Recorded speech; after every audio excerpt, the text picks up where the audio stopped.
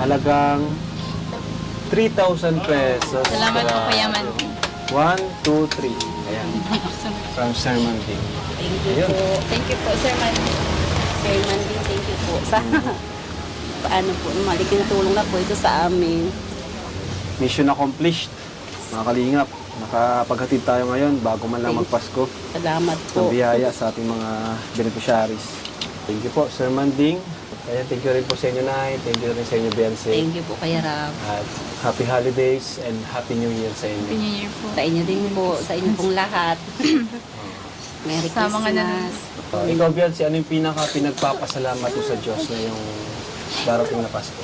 Ano po, nagpapasalamat po ako kasi po, yung tinupad niya po yung ano, yung hiling ko po na ano po, makita niyo po ako, Kuya Rab. Pumunta pa yung Napuntahan, ano, ayan. napuntahan po ninyo ako. Ay, Yung kay Doc Love po. hiniling mo na rin pala yun na mapuntahan namin. Puntahan kita. Anulis na kasi, si Laka Peso, pag nag-shake hands, ay, bira. Doklab, huwag kang Tatay magtukan siya. dyan. Kapit sa Doklab. Tatry rin kayo, Dok! Doklab. Dok, kaibigan ka namin, Dok. Huwag kang magtiwala kay Trust No One, ah. Dok, kaibigan ka namin, Dok. Huwag kang magtiwala kay Trust No One, ah.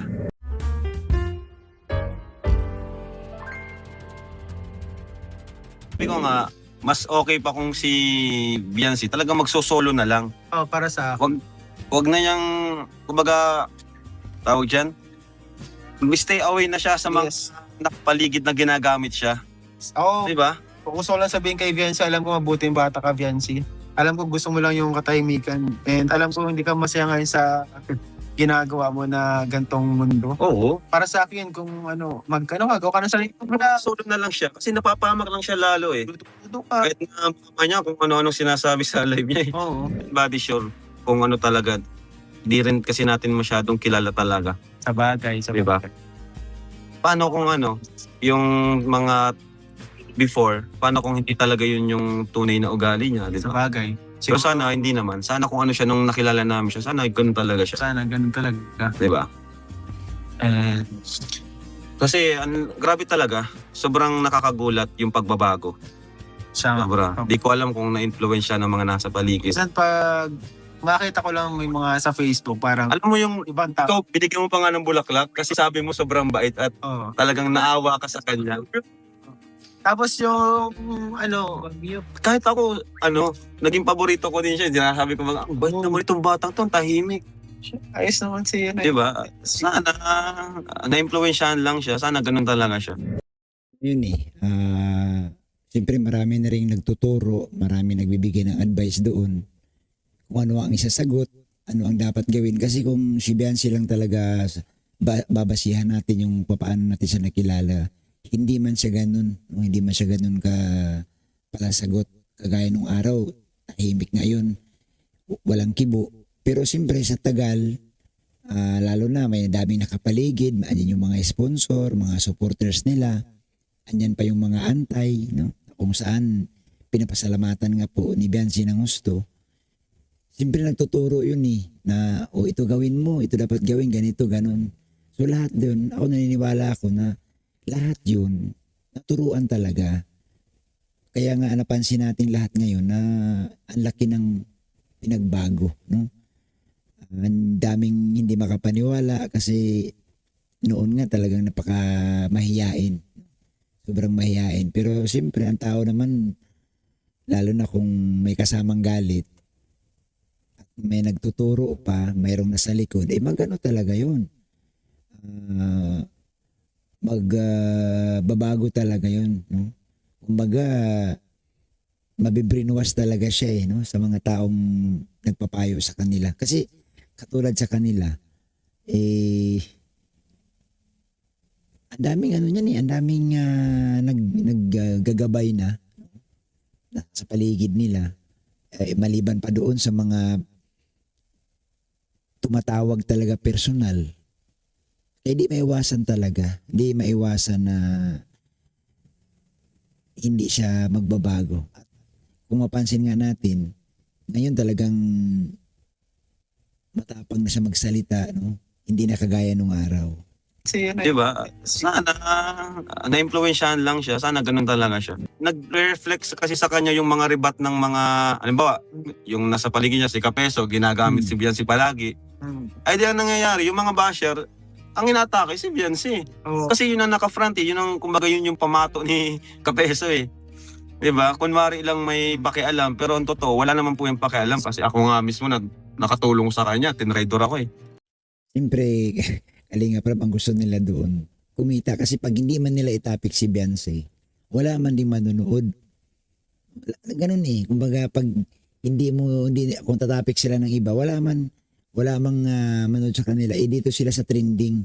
Dito sila sa viral na mga vlogs.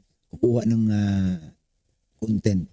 Yan. Lalo na yan, sinabihan si, wala yung pakialam dyan, saka ang motto niyan dati, trust no one. Kaya nga. Kaya wala yung tiwala kay Biancy. No one daw. Alam mo, tanongin nyo yan, si Kapeso, trust no one yan. Tapos no Ibig sabihin, wala yung tiwala kay Biancy. Kaya nga natatawan na lang ako kapag magkita-kita yan eh. Yung mga anti-kalingap eh. May reunion pa lang. Ewan ko. Tatawa talaga pa nag-reunion sila. Promise. Kasi yung isa, trust no one eh. Kaya nga. Ano yung plastikan? Ibig sabihin, lahat yun, kalaban din. Ha? Nakatry rin din ako nito. Ito. Paranoid na yun. Lahat naman sila trader eh. Kahit sa sarili nila, walang tiwala. Magtatrade. Wala yung tiwala. Kaya pa nagkita-kita yan, magtatansyahan yan. Sino ba yung totoo? Sino yung hindi? Ang bira yan. Abangan natin guys, yung reunion ng mga antay. Yung mga trust no one. Aabangan ko yan. Manunod talaga ako dyan. Sana i-premiere nila. Inaabangan ko yung pagkamay ni Kapeso saka ni Dr. Lab. Pag shake hands nila. Kaninda. Pumira. Saka ni Kano. Wala yung Si Canoli saka sila Kapeso pag nag-shake hands. Ay. Bira. Doklab, huwag kang magtangan Tatansya dyan. ka. Ikapit sa Doklab. Tatry rin kayo, Doklab. Dok, kaibigan ka namin, Dok. Huwag kang magtiwala kay Trust No One, ha? Kapeso pag nag-shake hands. Ay. Bira. Doklab, huwag kang magtangan Tatansya dyan. ka. Ikapit sa Doklab.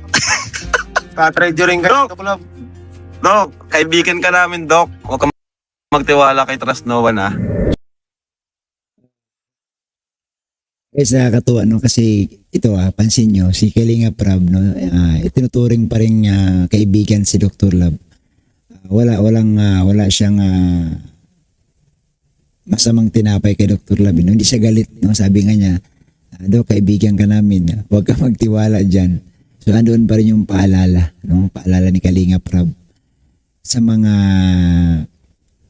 key-boys na dati niya nakakasama, no? So ito guys, makita niyo po dito talaga no na sa tingin ko kung maayos lang, magkaayos pa ito no si Dr. Lab at saka si Kalinga Prab kasi dito binabanggit din naman talaga ni Kalinga Prab na magkaibigan sila.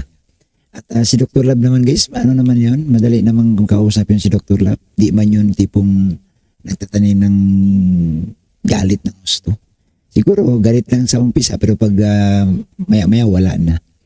So dito lang po na makita natin ang mensahe no ni Kalinga Prab sa kanyang mga sa beneficiary at saka sa key boys no na si Dr. Lab no. Huwag ka daw magtiwala Dr. Lab. Okay guys, maraming salamat sa inyong lahat sa mga nakasupport sa ating YouTube channel. Thank you so much. Huwag po natin kalimutan guys, supportahan si Kuya Bal, si Kalinga Prab at si Ate Edna. Siyempre ang lahat ng mga reactors. Salamat po. God bless.